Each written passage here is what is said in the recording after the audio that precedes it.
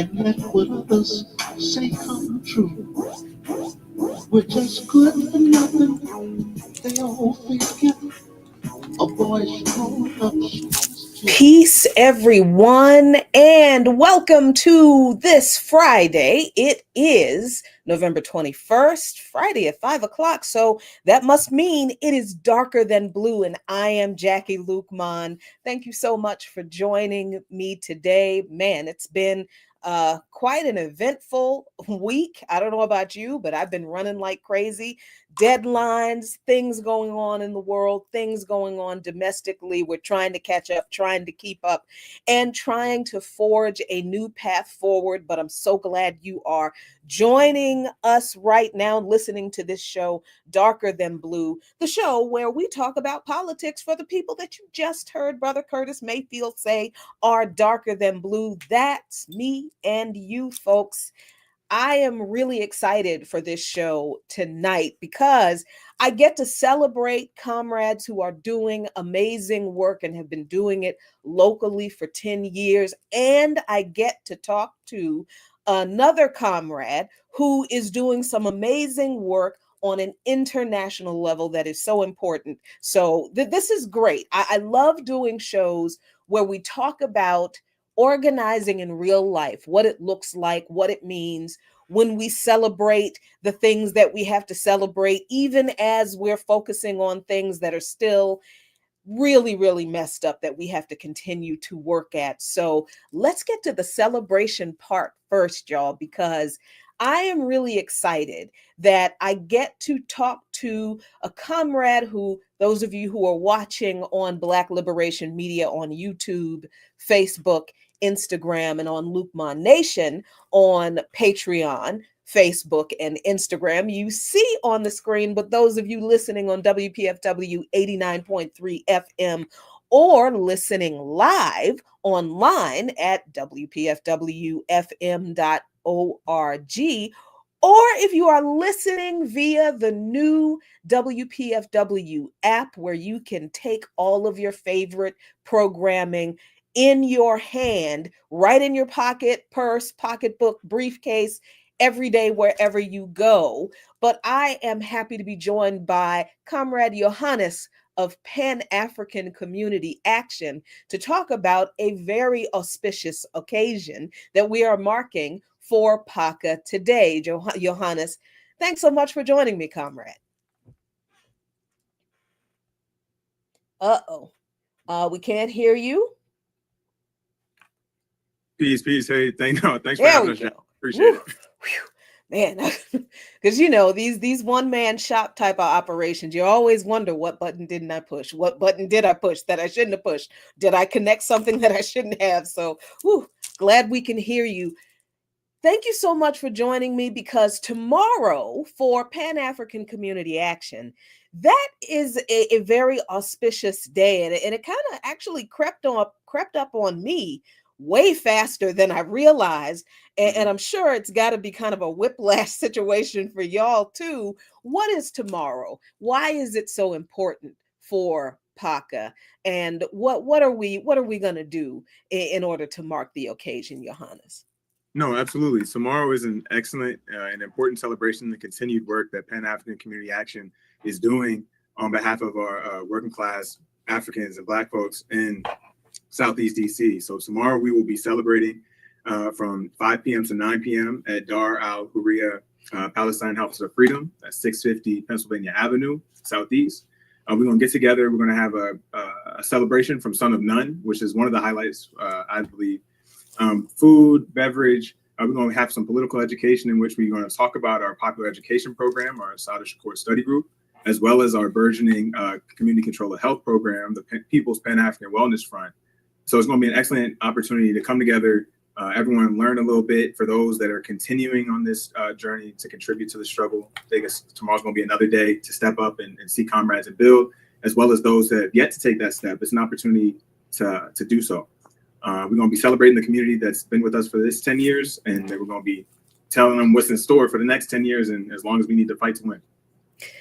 Yeah, you know, the connection with the community in regard to local organizing is really, really important. And I don't think people quite understand the role and the importance of local organizing in the broader struggle for liberation for working class and poor African people, but for all working class and poor and oppressed people around the world. Why is Pan African community action so important in the ongoing struggle against imperialism, Zionism, endless war? And why is that particularly important for an area like Southeast DC, Johannes, where sometimes I think that we forget that our material conditions reflect a specific political reality that we don't realize is connected to international issues.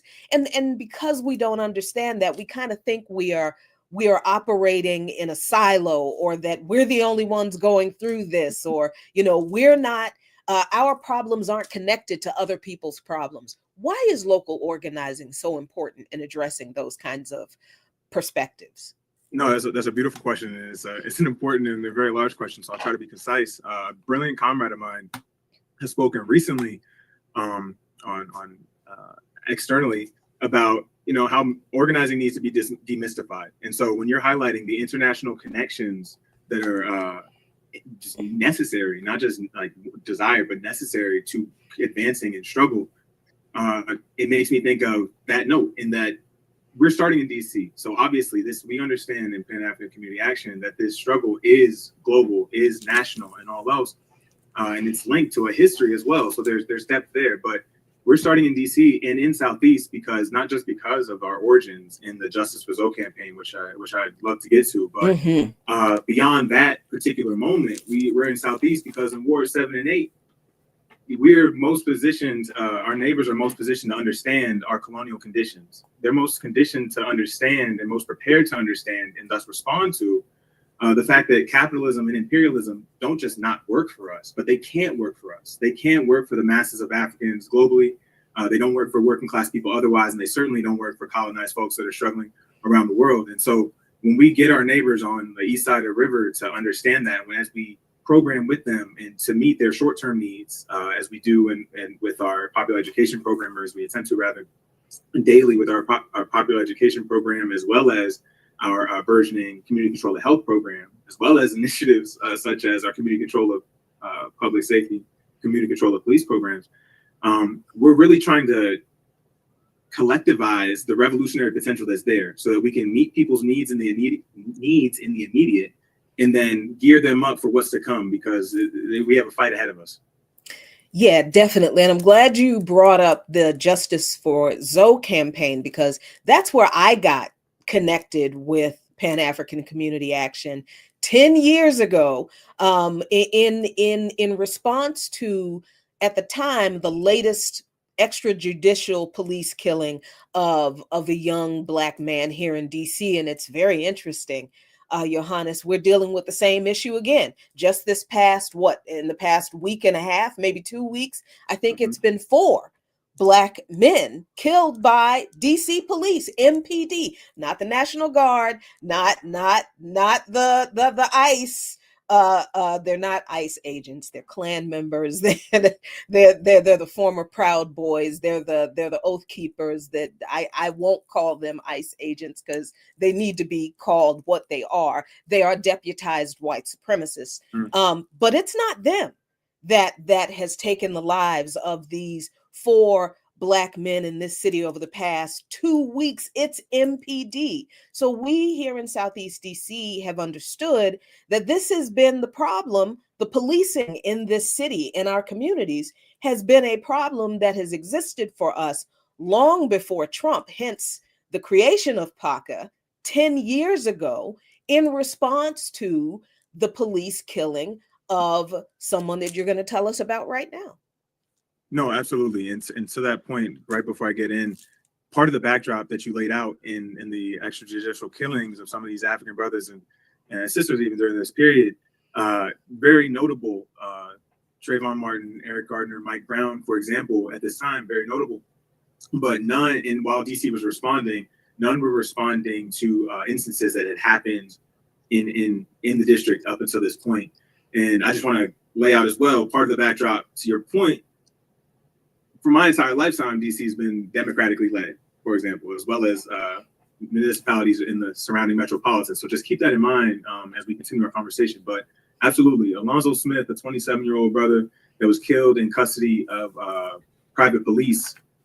And so PACA was responding to this moment and with the backdrop that we just laid out, right? And so part of this history includes the demands that were made, not just in terms of the accountability demanded, accountability be handed down for those involved, not just, but in addition, demanding transparency from our institutions, or our institutions. Yeah, I was about to say, like, wait now.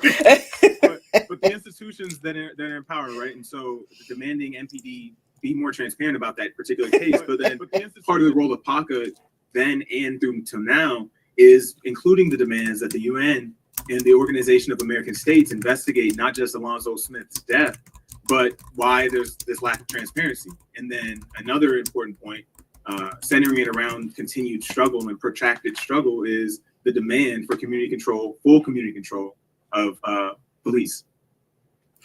And this struggle, lifting up all of the contradictions that we just raised about why PACA existed, continues, because despite what people think, Johannes, this stuff didn't start with the first Trump presidency. It didn't start with this Trump presidency. This has been an issue in this city, and not just in this city, but we know from our research and from our own organizing that this is a constant and consistent factor in all domestic colonies across this country, where working class and poor people of all ethnicities just about reside, because the capitalist class has to suppress the anger that is growing of the working class and poor communities in this country, because we know we are being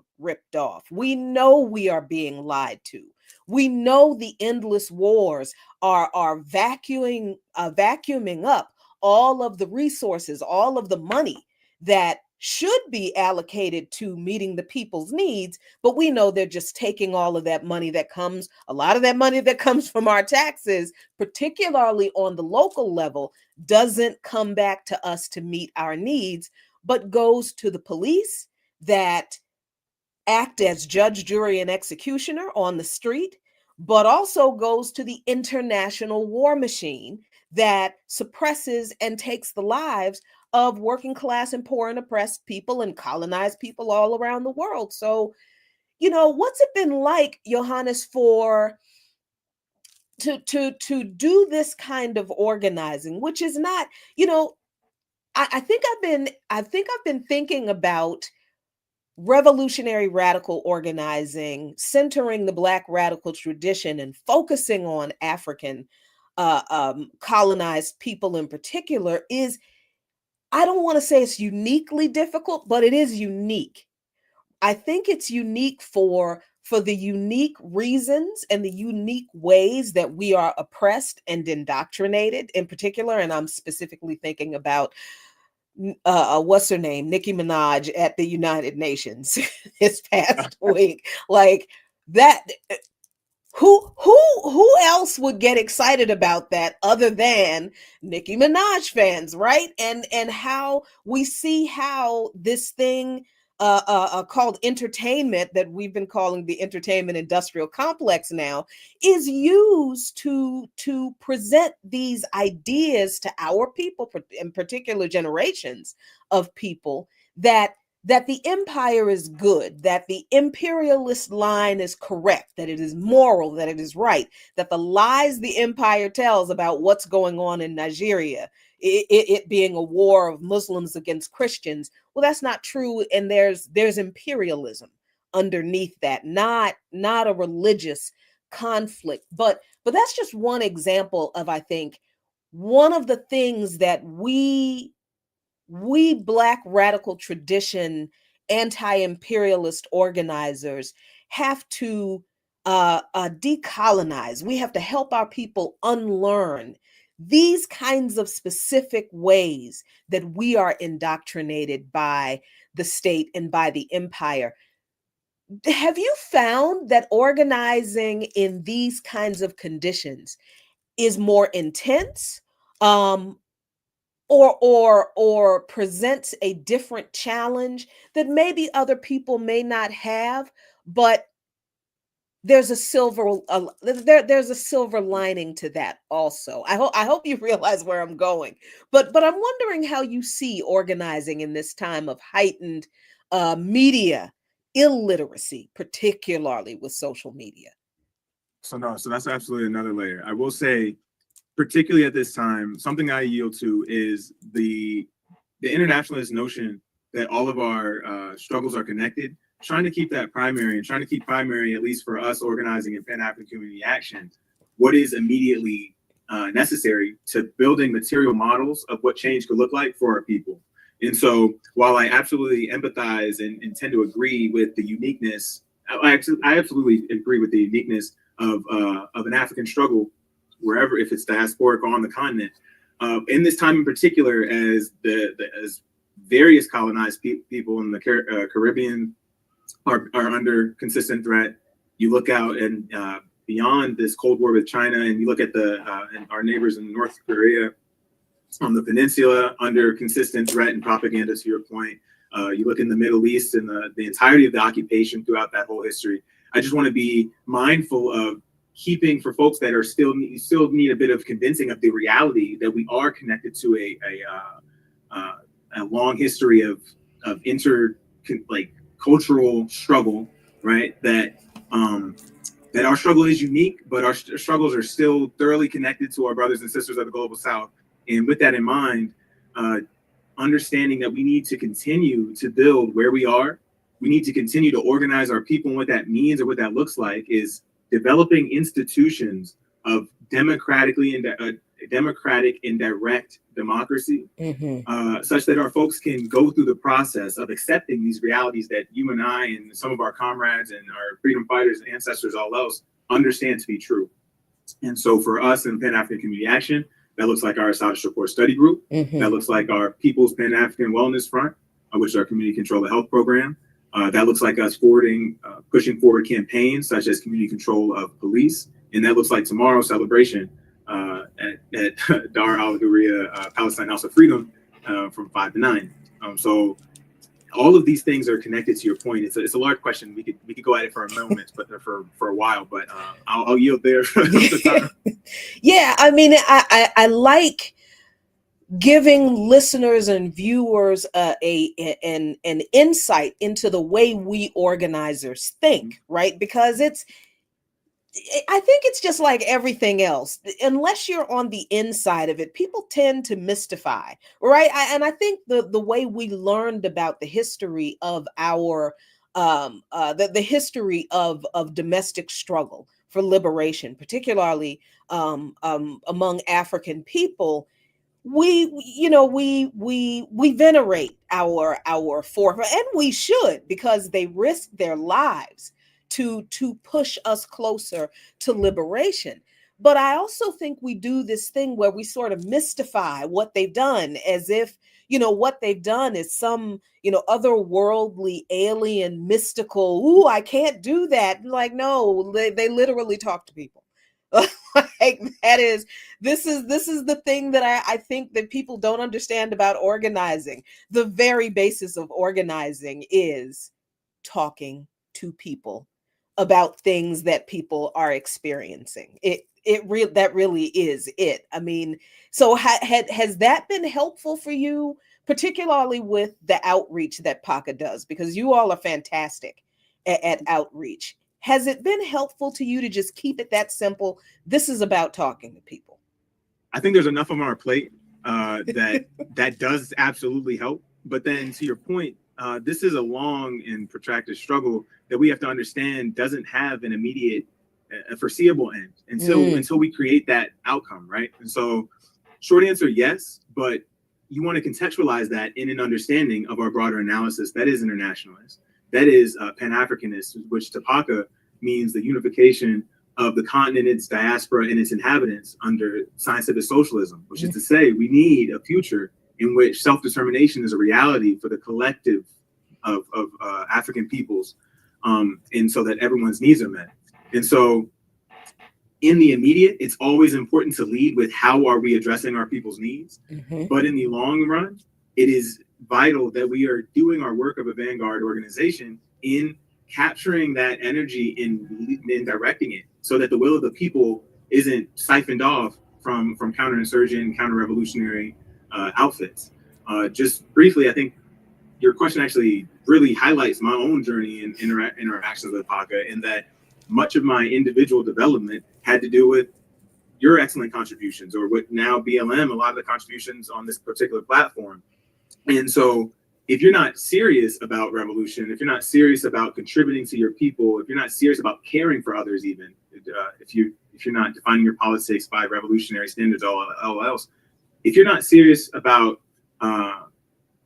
tending to people's needs, you will stay just siloed, looking in front of your computer. But if you are serious at all, you will find where work is being done, plug yourself in, and to your point, you need to talk to people. You will be called upon to do that. It's okay not to know what the next steps are. So for PACA, for example, a social core study group, I'm only able to show up in front of you today and then share this message with all the great folks watching, because PACA and my comrades, as well as freedom fighters before this 10 years, contributed to this work. And so that's what I'm coming in with. I'm coming in hoping to just, where can I plug in? What do you have that I don't know? Because you don't have to come in knowing everything. That's part of, I think we've talked about this offline before. A lot of folks, including myself at the time, thought you had to know everything or be up to a certain standard to be able to step into an organization. It is necessary that the only thing that you come with, it is important that what you come with, if nothing else, is the willingness to become who your people need you to be. Full stop. That's something we've been talking about internally a little bit, but that comes down to whether or not you're asked to do a task, or whether or not you're asked to speak to a wonderful comrade such as yourself tonight. That's whether or not you're asked to tell folks and send out texts about our celebration tomorrow. And so I guess briefly, I'll take you through a small history of PACA that speaks to this as well. PACA was the host organization after the Justice for Zoe campaign.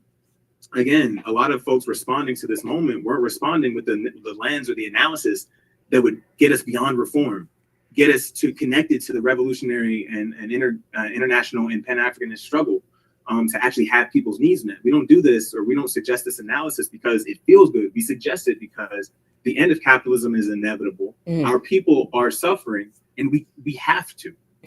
Capitalism will end. We need to be, it is our charge to determine what comes next. And when I say our, I mean the people, I mean the masses, I mean working class folks. And so PACA was the host organization for the UN working group of experts on people of African descent. We convened at this time a community town hall for organizations and individuals to come and be heard. To your point about talking to folks, a lot of people have opinions, but a lot of people also are inundated with institutions that are laundering, in the words of one of our prominent comrades, laundering our dismay, our righteous anger. And so PACA had this town hall so that we could testify, the community could testify to this working group. And that was crucial in getting Alonzo Smith's case on the historical record, and as well as getting CCOP in the formal recommendations from the working group to the US government. And so that's on the record, for example. PACA also popularized community control of police in DC and continues to provide radical analysis that challenges our colonial condition. We live in America. We live in wherever we live as a diaspora, but we are an internally colonized people, and that's important to understand. Lastly, our social core study group continues to be a method with which we provide folks with an opportunity to gather as well as learn. And it's not just about learning for learning's sake, but you're developing a consciousness through participating in learning in this way. And then lastly, our burgeoning community control of health program, the People's Pan-African Wellness Front, is another initiative in which we're not just trying to answer for folks' needs, but we're trying to get them to develop into leaders of their community in which they understand how we answer for the needs is as important as answering for the needs itself. This is part of what sets PACA and other revolutionary formations separate from simple mutual aid networks or nonprofits. They can't, in particular nonprofits, can't do what we claim to do or what we aspire to do, because they need that relationship. They need us to be extractive resources for this empire. And when we say no, we're developing community control, we're developing systems of dual power, and that's necessary as our people move forward in this struggle. I mean, you can tell when you are interviewing an organizer because they answer your questions before you ask. They just, we're all doing the same work, so we know exactly what people need to hear about what this work is that we're doing. So I'm so glad that you touched on your experience in PACA, how you've grown in PACA, and the next step in PACA's work, which is the community control over health initiative. That's really important because these are things that touch people's life. Everybody needs healthcare. Everybody needs to understand the things that impact their health, right? We don't understand why data centers are bad for our collective health. Most people know they're a bad idea, but all of the myriad ways data centers will mess up our lives, our water, the land, the air, everything. This is the kind of information and the kind of connection to U.S. government policy, foreign policy, the suffering of working class, poor, oppressed, and colonized people around the world, and the issues that people right here in Southeast DC experience. So if this has not convinced you all to come out tomorrow, I don't know what else to say. So I'm going to let you explain to people, because I actually can't say those things because of rules of the FCC. So Johannes, for people whose interest has been piqued, hopefully, by this interview, how can they connect with you all and support the event tomorrow? No, absolutely. Allow me to just pull this up so I respond properly. But please register for the event tomorrow. The URL is paca10.eventbrite.com. That's PACA turns 10.eventbrite.com. Again, we're going to be at Dar al Hurriya, Palestine House of Freedom at 650 Pennsylvania Avenue Southeast. You should be able to share now. Okay. Well, I can share the link. Yeah. Yeah, because I can't, because I'm already sharing the screen. Oh, sure. Okay, yeah, let me pull it up. I'll pull it up. But yes, you'll be able to hear from Beverly Smith, Alonzo Smith's mother, son of none. Again, an excellent performer will be there. Panel discussions on the future of PACA. So if there's anything that you had questions or curiosities about in this particular interview, you're going to have the opportunity to hear more about it. We're developing institutions of power for our people, and so something I just want to leave with in particular is PACA understands power simply to be able to define our priorities, and when I say our, I mean the masses of our people. Define our priorities, develop programming based on those priorities, and most importantly, be able to defend those priorities. And so our charge right now is developing institutions of dual power and community control so that we can organize our people to be able to develop towards stepping up, to connect with one another, meet our own needs, understand that that is a possibility. And when that revolutionary potential is further developed, we're going to be able to link up with other cohorts of struggling folks, not just nationally, but internationally. And we're going to be able to turn this thing around. Excuse me, Jack, while I just pulled this up for you. No problem. And this is the importance of connecting with organizations and individuals who are doing this work, who are having these conversations in our communities. Listen, when I'm not on the air on Fridays, this is a part of what I am doing. This is why I'm on the air, because I'm an organizer and this is what I do. PACA was my first official organization. Yeah, I went to a whole bunch of protests and I thought I was doing something. And then I learned about what organizing is. And then I, met my late husband, who himself was an organizer in Camden, New Jersey. And he said, look, we're going to have to join somebody's organization to do something. and Pan-African Community Action had just been formed. So it is really important that we not just talk about organizing, that we not just explain the importance of organizing, but we support the people who are doing this work, and we have them speak for themselves, because nobody can explain the importance of organizing in any historical moment better than the people who are having these conversations with the people to bring them along in this struggle. So Johannes, before we break for our station announcements, give the people information for how they can come to the event tomorrow if they choose, and how else they can connect. No, absolutely. So we're on all social media at PACA DMV, PACA DMV. And for tomorrow's event, please register at the Eventbrite that was on the screen. Again, if you didn't catch it, the URL is PACA turns 10.eventbrite.com. That's PACA turns the number 10.eventbrite.com. We're going to be at Dar Al Hurriya Palestine House of Freedom. That's 650 Pennsylvania Avenue from 5 p.m. to 9 p.m. So please come on out. It's going to be a great time. It's going to be a great time, truly. And if you're just hesitant for any particular reason, shed that. You will be welcomed. There will be space for you to learn, grow, and interact with folks. So if you're at all curious, please join us. Johannes, thank you so much for joining us. We will definitely, I'm sure, talk again very soon, because, the empire never sleeps. So absolutely. We got to keep doing this work. Thank you so much for joining. And it is 32 minutes past the hour. So you know what time it is, y'all. It is time for our station break. So, engineer extraordinaire, what do we have on tap for the people today? The Caribbean Disaster Relief and Recovery Alliance, a nonprofit 501c3 corporation, is seeking relief aid supplies for the victims of Hurricane Melissa. They are accepting non-perishable food items, toiletries, medical supplies, and monetary donations. All funds will go towards Hurricane Melissa relief. Drop-off locations and more information is available at cdrra.org. That's cdrra.org.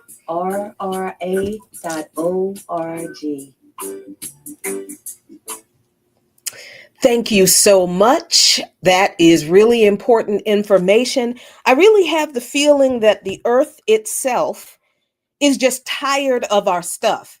And she's trying very hard, I think, to restrain herself, but I'm pretty sure we make the earth itch at this point, some of us. And unfortunately, it is the least among us who are suffering, because those who could do better, those who could improve the situation in regard to the environment and climate and so on, refuse to. They just refuse to, because it makes them too much money to I can't say that word. Ooh, I almost got us in big trouble. Oh my gosh, to exploit the earth in an unhealthy way. Woo, phew.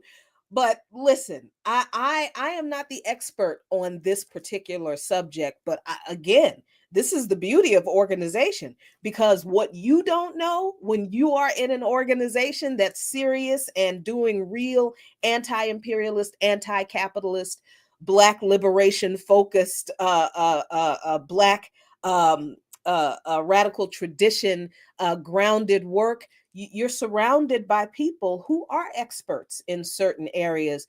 And I'm happy to have one of those such people joining us right now. Welcome, everybody. Anthony Rogers Wright, our beloved Hebrewski, a fellow member of the Black Alliance for Peace, and a member of the Environment, Climate, and Militarism Working Group that we just formed in the Black Alliance for Peace a few months ago to address these emerging issues, because like I just said, these things are not going to stop happening. They are all impacting our people. what are we doing about it? So Anthony, thank you so much for joining us. And Anthony is also the host of Full Spectrum right here on WPFW. Tell us what time people can listen to your show here, Anthony. Yes, Comrade Jackie, always a blessing to see you. Blessings from the Afro-Descendants capital of the world in the Western Hemisphere down here in Belém, Brazil. We're going to get into that more. But people can check out this show at 6 o'clock p.m. Eastern Standard Time right here on the mighty WPFW, where we literally are building a better world one broadcast at a time, thanks to people like yourself. Also want to shout out our dear brother, Netma Freeman, another BAT member. You know, we've taken over the WPFW airwaves, haven't we? Katia messed up. I know. She's like, I wonder who else I could get. But you know, I'm so glad that you wanted to come on and talk about this, because for people who have been paying attention, the global climate conference COP 30 is happening right now in Brazil. You have been there as a representative of BAP's Environment, Climate, and Militarism Working Group, and you are not only witness to the shenanigans that the Europeans are still playing with this so-called commitment to address climate change and to enact climate justice for the less developed, for the less economically stable, and for the Afro-descended and the indigenous descended communities. But you also participated in a working group there. So let me stop talking, because we sent you to Brazil to do some work. So what has happened? Tell us what happened in Brazil at this conference.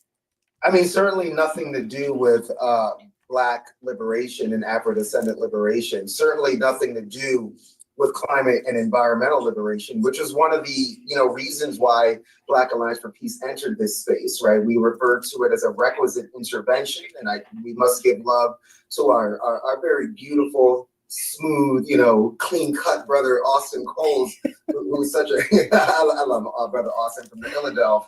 Who's just one of our brilliant young people, so sharp in principle, and just it makes this work very, very easy, and we really centered it around our ethos, which as a key member in that leadership of no compromise, no retreat.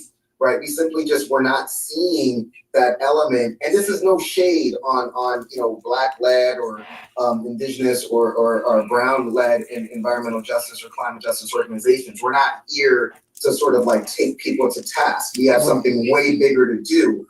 But one of the first interventions that we made, in addition to bringing up militarism, and I'm going to say this, Comrade Jackie, were it not for Comrade Ajamu Baraka, who was also here, and he was just like, this is my first and last cop. But were it not for him, were it not for our comrades from the Islamic Republic of Iran, who were here, were it not for many of our Palestinian comrades, the idea of militarism, while they're, the entire U.S. Armada is 800 miles away, right now off the coast of the Bolivarian Republic of Venezuela, this issue would not have been brought up. The issue, the term ecocide would not have been used were it not for those requisite interventions. And so, what we know now at this point, it's essentially over. They're haggling over language, but we're not going to get an agreement that is at the requisite scale of where we need to be. And one reason for that, Comrade Jackie, is that this is a global climate change conference that had over 1,600 fossil fuel executives, there. You know what I'm saying? Which would be like 1,600 fossil fuel lobbyists at a climate conference, which would be kind of like bringing Jeffrey Epstein back from the dead to lead a conference on child welfare and child safety. And right there, the fact that they were allowed to even be in that space was proof that it obviously wasn't serious. And so, it's just further testament that this is going to have to come from below, like it always has. We're not shocked, right? Right, but here's here's, I think, the thing that I'm sure many people are asking. Say what? How many? How many I mean, fossil fuel this is executives? more than last year, right? And Yeah. yeah, that was one of the questions I was going to ask. Do they just keep inviting more fossil fuel executives every year? Do they keep making more? Because I mean, this was more. This is more than there were at the conference last year. But Yeah. but there's also the question, I'm sure, that is on many people's minds who are listening and watching right now.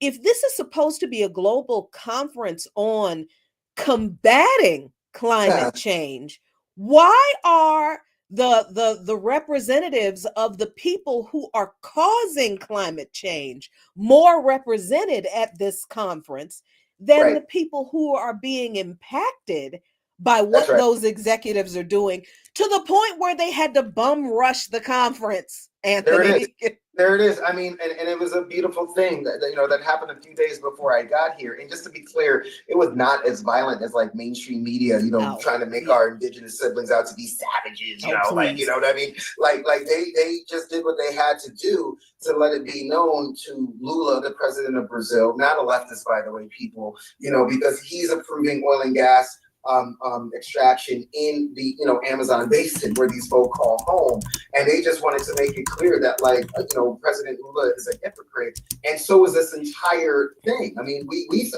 this is being held in a smaller city, Belém, which is like on the banks of the Great Amazon River, and that made it very cost prohibitive for a lot of people. I mean, it made it almost cost prohibitive for me. I don't even want to tell you, this is a new room that I had to switch to because the conditions I was in were so bad. And finally this morning, when I literally opened my drawer, there were rats in my clothing drawer, but that was what we could afford, right? Wow. You know what I'm saying? Like, because a lot of African folk weren't able to come here because it was so cost prohibitive, which was done on purpose, because they know that if they would have held this in Rio, which would probably make more sense, a bigger city, more accommodations, they know that we would have merged with our Afro-descendant comrades in the favelas. They know that we would have merged with our indigenous comrades. They know that we would have merged with, brown and black folk in the quilombos, and we would have tore the MFR up. I'm going to be good, Katia. I'm not going to curse. Thank you. Thank you. Thank you. The great eye. Let's not get both of us suspended. Right? But right from the outset, you're excluding people. And then, I know we're going to come to the big issue at hand. Again, we are in a majority black nation. And it was just, I'm just going to say it was hurtful. And I'm not saying this to get sympathy. I mean, we don't ask for sympathy at back. We just do what we have to do. Right. But we still feel, right? We're not pacifists, but we still have big hearts. That's why we do the work the way we do it. But it was hurtful, Jackie, that Afro-descendant issues were not front and center. And the COP presidency, which this year is held by Brazil, basically told us on the third day, you're not going to consider your key demand to be considered a standalone constituency within the UNFCCC, which is sort of like the arm of the United Nations that addresses the climate crisis, albeit not efficaciously. So there's a whole section of the UN that's supposed to be committed to addressing, or at least making sure. I'm not sure what they claim. They also have courts that are supposed to stop and prosecute genocide. Yeah, I'm not even sure how to describe these things anymore, because we can clearly see that these institutions, I'm not going to say they don't work. What I will say that they are working exactly the way they were designed to work. We have given them a legitimacy that they've never actually had, that they weren't really designed to have. But I think now we're coming up against that wall of realization that, that they ain't like us and they don't like us. But in particular, the issue here is that, excuse me, the people who suffer the most and experience the damage first and worst of climate change, climate catastrophe, it's happening right now, are marginalized, oppressed, colonized people, Black, indigenous, working class, poor, peasant class folks. And Right.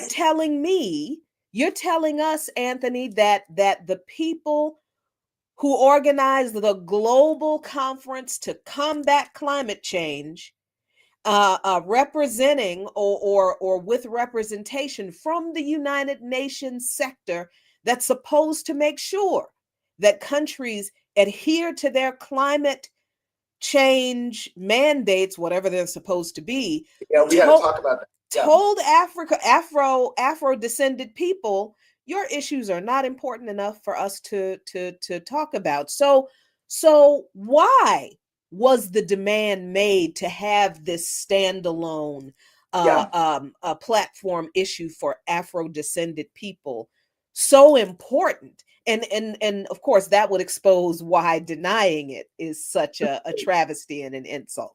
Well, I mean, as I was saying from the outset, and I want to be clear again on your show, because like all of WPFW shows, we tell the truth and the full truth on this network, right? First and foremost, we as Afro-descendants who are here, we are as Afro-descendants throughout the world and have no interest of being in competition or pit against our non-African indigenous comrades. That's right. As our dear sister Tara Hauska, who you know as well, is fond of saying, Black, Afro-descendant, and indigenous liberation are tied together. Mm-hmm. And they always have been since the conquistadors came over here and brought us over here and had, and whatnot. And South America is a very interesting situation, whether it's Colombia, Ecuador, or even Peru. We know our indigenous comrades, when we were, brought over here in shackles, saw something that was like not right and helped many of us get to the Pacific and Atlantic coast, basically because they knew the conquistadors wouldn't go to jungles that they couldn't navigate at their, or if they did, they would do it at their own peril. So we have no interest in being pit against them, even though, like, whether it's consciously or unconsciously or intentionally or unintentionally, many of these white-led so-called civil society organizations, which is a very fancy word for nonprofits, industrial complex, certainly like to do that for whatever reason. So we wanted to make that clear. This effort very much led, of course, by our dear sister, the great Vice Presidenta de Colombia, Francia Marquez, our comrades from Panama, and who were just like, look, there was a biodiversity COP in Cali, Colombia, where you and I frequent quite frequently, and this issue came up because Colombia, of course, has Colombia Law 70, which, to my knowledge, I could be mistaken, but I'm pretty sure I'm not, is the only national law of any nation in the world that repatriates lands back to Afro-descendant people and gives them control, because we have been here for so long that we are like a constituency, not to be in competition with non-African indigenous people, but to basically be on the same plane so that we really can come together. And as a matter of fact, one of the people who lifted this up in Cali was our dear brother, Tom Goldtooth of the Indigenous Environmental Network in the United States of America, who was also fighting for that. So this year we wanted to go from the biodiversity COP to the climate change COP and be, listed and considered so that we could be directly involved in the negotiations. We could have veto power. We could have influence on how resources get distributed, because one of the things that was supposed to be talked about here was this idea of so-called climate finance. We say climate reparations, we're not asking for something that we're owed, right? We're not asking for something that we're owed, but that would give us more agency, Comrade Jackie, because if we had a constituency, you would be involved in that. And our brother Addison and Esther in Colombia would be involved in that. And our comrade Manet in Ecuador and all of us, right? To be able to make interventions, be no. We're not going to let climate finance be administered by the World Trade Organization. Why would we do that as Afro-descendants? Have you been to Africa? Sorry, go ahead. Yeah. Climate finance distributed by General Electric, by what's the British Petroleum? British Petroleum, right? What's next? We're gonna name a civil rights commission after Barry Goldwater and let it be led by David Duke. I mean, come on, and so to be able to lift up those contradictions, but most importantly, Comrade Jackie, is that we know that yes, as you said, we are hit first and worse, and there are nuanced specifics having to do with our material conditions because of how we have navigated 500 to 600 years of white supremacy ideology, colonization, imperialism, and patriarchy. As a Black woman, you have experienced patriarchy as well as an Indigenous woman, but not exactly in the same exact ways, right? And this is what the Combahee River Collective meant by identity politics, is in lieu of identity reductionism. And then but politics is radical. We're like, we're going to deal with our own oppression first, which is no different than what they say every time we get on an airplane, Comrade Jack. Put on your mask and secure it before you help someone else with their mask, right?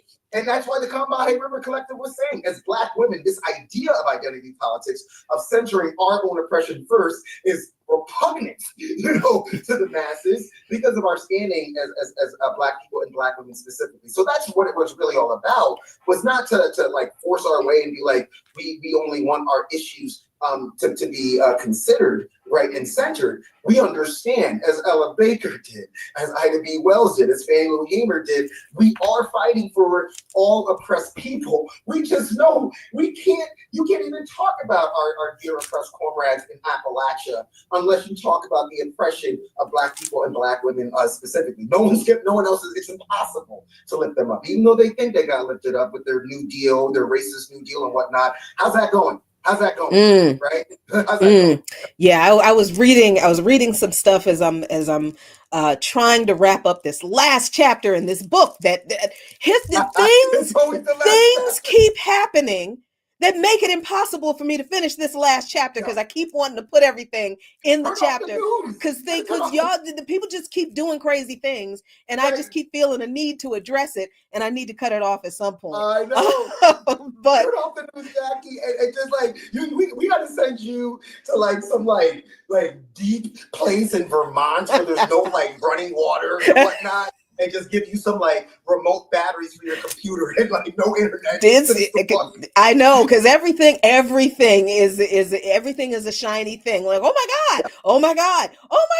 And every day I have to, the past couple of weeks I have gotten up, come in here, check my calendar to meet my meetings, and I've not watched the news because I've had to finish writing this thing. Okay, so 3.5 minutes left. You were interviewed today by The Guardian because of what happened there at COP30, but you also have published your observations in Black Agenda Report. So tell us about the Guardian interview and the Black Agenda Report article and where people can find it. Well, first and foremost, I do want to give props where props are due, right? The Guardian is probably the only outlet down here that was covering the issue of Afro-Descendants. So I do want to give credit where credit is due and much love to our comrades from the United Kingdom for doing that, one. Two, look, I mean, as we all know, we may all look alike, but that doesn't mean we all think alike and that we all have the same praxis, right? And that's cool, you know what I mean? But like, they wanted to speak to me because there are some who do want to consider it a win because there's a few mentions of Afro-Descendants in whatever final document that's going to come out. And I was like, no, I'm accountable to you, Jackie. I'm accountable to Erica Kane and Dr. CBS and Jarima Hill, right? And if I'm posting on Facebook, yo, this is a win, that's it for me. You know what I mean? Right. Like, brother, are you being held at gunpoint? Are you okay? Blink twice because, like, we do believe in what the great Pan-Africanist Cabral teaches us, which was tell no lies and claim no easy victories. And if all we're getting is a few mentions when we came down here was to get that constituency and more, no, we can't consider that a win. So that was important. And it did really kind of build off of the Black Agenda Report piece, which was entitled Copping Out in Brazil, How the United Nations Reduced Its Legitimacy More Than Emissions, right? And that's just the bottom line. And it really lifted up the beautiful work that was happening at the counter COP, which was called the People's Summit. And we wanted to lift up their declaration, which was beautiful. Not perfect, but like absolutely on the right track and talking about material conditions and something else they're not talking about at COP in the Blue Zone, Comrade Jackie, capitalism. Right? Hmm. How you gonna talk about addressing the climate crisis when you don't talk about the thing that is causing the climate crisis? Well, that's why right? you invite 1,600 fossil fuel executives. So you Exactly. you got a room full of people who you don't have to talk about capitalism with, because they It's just sure aren't going to implied. bring it up. It's like the Matrix. It's just like capitalism, you know. And these were young people who did this, and it was Afro-Descendants and Indigenous people and allied, or actually white accomplices, let's go, European accomplices, Yeah. who understood that what was happening in that UN space was not going to be adequate. So we wanted to lift that up because they also lifted up the situation in Russia, and they also lifted up Sudan and Congo, and they also lifted up, all oppressed people, and we're like, this all needs to come together. Even like quoting the Popular Front for the Liberation of Palestine, where they're like listing our enemies, not just Zionists, but imperialism as well, capitalism, as well, and really using like beautiful language. So we are actually going to publish the whole thing in BAR, I think, next week, because we want everybody to see this. And it was just like, we at BAR, I mean, it's Margaret Kimberly, so you have to tell the truth. Like, if you don't believe me, write a story for Margaret Kimberly and then let her edit it. Margaret and Jemima Pierre. Because look here. And Sister Amani. Sister Amani. You know me, I tend to try to use these weird phrases. Like what does this mean, comrade? What are you saying? It's like De La Soul is dead. Like, what are they saying?